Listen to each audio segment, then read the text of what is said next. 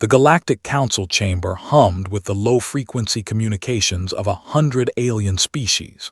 Crystalline beings refracted light through their bodies, gas cloud entities swirled in containment fields, and the insectoid Vrex clicked their mandibles in rhythmic patterns that served as their language.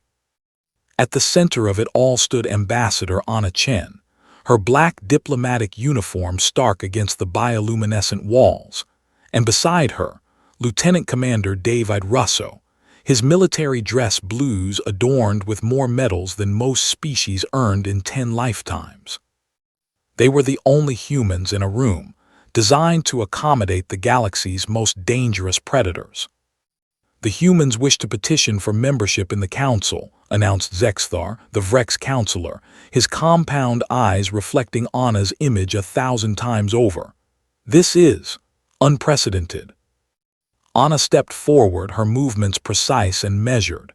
She had spent 3 years preparing for this moment, learning the intricate dance of galactic diplomacy. Counselors, humanity has proven itself. Proven? The interruption came from Salvek, a massive reptilian creature from Draken Prime, his voice a subsonic rumble that rattled the translator units. You have proven only that you are dangerous, reckless, a species that wages war upon itself.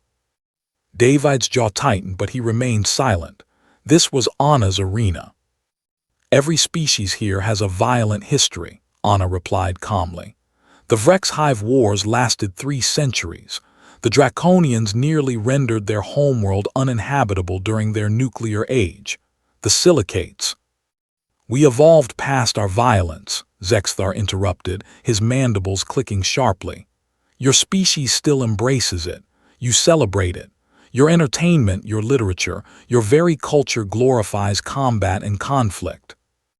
Anna smiled, a gesture that seemed to unsettle several counselors. Humans were one of the few species that bared their teeth as a sign of friendliness. We don't glorify violence, counselor. We understand it. There's a difference. A holographic display materialized in the center of the chamber, showing Earth, blue and green and beautiful. Then the image shifted, showing humanity's expansion into the solar system. Mars colonies, asteroid mining operations, the massive orbital stations around Jupiter's moons. In the 2 years since first contact, Anna continued, humanity has shared our medical technology, saving millions across your worlds. We've contributed to the galactic knowledge base. You've also, Salvek interjected, destroyed 3 Krell invasion fleets. The chamber fell silent. The Krell were the galaxy's nightmare, a hive-minded species of biological weapons that had conquered 40 systems in the past decade. They were unstoppable, relentless, and utterly without mercy. Until they met humanity. The Krell attacked our colony on Proxima Centauri b, David said, speaking for the first time.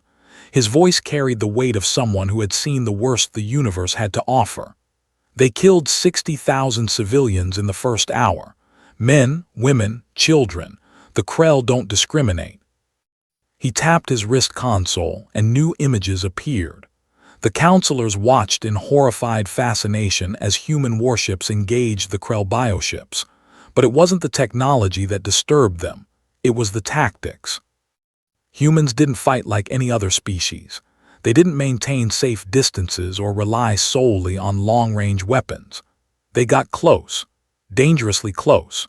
Human fighters swooped through Krell formations like ancient Earth predators, using the enemy's own mass against them. When shields failed, human ships rammed Krell vessels, and boarding parties fought in the corridors of dying bioships. You see savagery, David said quietly. We see survival. Anna pulled up another display. 3 months after the Proxima attack, the Krell sent a larger fleet to Earth itself, 2,000 bioships. They had never failed with such numbers. The tactical recording played. Earth's defense fleet was pitifully small by galactic standards, barely 300 ships. The Krell should have swept through them like a tsunami. But humans didn't fight fair. The defense fleet fragmented, breaking into small wolf packs that harried the Krell formation. They used Earth's moon as cover, exploited the debris fields of destroyed satellites, and turned every piece of space junk into a kinetic weapon. When Krell bioships entered low orbit, humanity's ground-based railguns opened fire, punching through organic armor with hypersonic tungsten rounds. And when the Krell began landing ground forces, they discovered something that no xenopsychologist had predicted. Humans fought better when cornered. The Krell had numerical superiority, technological parity, and the advantage of surprise, Anna said. They should have won, but they made one critical mistake. What mistake? Asked Lyra, a crystalline being whose voice chimed like distant bells. Anna's expression hardened. They thought Earth was like every other world they'd conquered. They thought if they just killed enough of us, we'd surrender. David activated another recording. This one showed ground combat in the ruins of Sao Paulo. Krell warriors, 3-meter-tall killing machines with blade-tipped limbs and acid blood, rampaged through city streets, but humanity's response was coordinated chaos.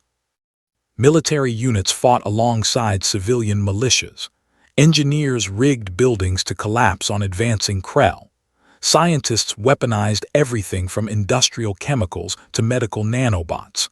An elderly woman with a hunting rifle took down a Krell warrior from her apartment window. A group of teenagers lured a Krell unit into the subway system and flooded the tunnels. Humans don't have natural armor, David explained. We don't have claws or acid blood or hive mind coordination, but we have something else, adaptability. Every human is an individual problem solver. Every human can learn, can plan, can improvise. And every human can choose to fight, Anna added. Not because we're programmed to, like the Krell, but because we decide that some things are worth fighting for. The final recording showed the aftermath. Of the 2,000 Krell bioships, fewer than 50 escaped Earth's system. The ground forces were completely annihilated, and humanity immediately began reverse engineering Krell biotechnology, turning the invaders' own weapons against them. You see, Salvek said, his voice uncertain now. This is exactly why we fear you. You are too effective at violence, too comfortable with it. Anna shook her head. You're confusing capability with desire. Yes, humans are good at warfare. Evolution made us persistence hunters, tool users, social cooperators. We're designed to solve problems, and sometimes violence is the answer to a problem. But it's not our preferred answer. She gestured to Earth on the display. Do you know what humanity did after defeating the Krell? We didn't celebrate, we mourned. Every colony held services for the dead. We built memorials. We told stories about the people we lost. David's voice was thick with emotion. I commanded a destroyer at Proxima, lost half my crew, and when the battle was over, when we'd won, I didn't feel victorious. I felt sick, tired. I wanted nothing more than to go home and never fight again. But you would fight again, Zexthar observed, if you had to. Yes, Anna and David said simultaneously. Anna continued, that's what you don't understand about humans. We're not warlike, we're protective. We don't fight because we enjoy it. We fight because we love. We fight for our families, our homes, our ideals. And that makes us more dangerous than any species that simply follows instinct. The chamber was silent. The counselors exchanged glances, their various forms of communication creating a discordant symphony. Finally, Lyra spoke, her chiming voice thoughtful. You say you fight because you love. But what happens when human love conflicts with galactic law, when your protective instincts threaten interstellar peace? Anna met the crystalline being's multifaceted gaze.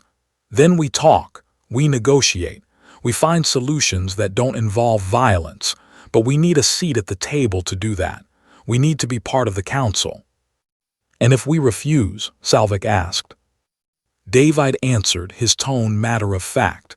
Then humanity continues alone. We'll defend our territory, help our allies, and hope that someday you'll reconsider. but we won't beg and we won't compromise our values. Even if it means remaining isolated, Zexthar asked. Even then, Anna confirmed, though we'd rather be partners than pariahs. The counselors deliberated in their various languages, a cacophony of clicks, chimes, rumbles, and electromagnetic pulses.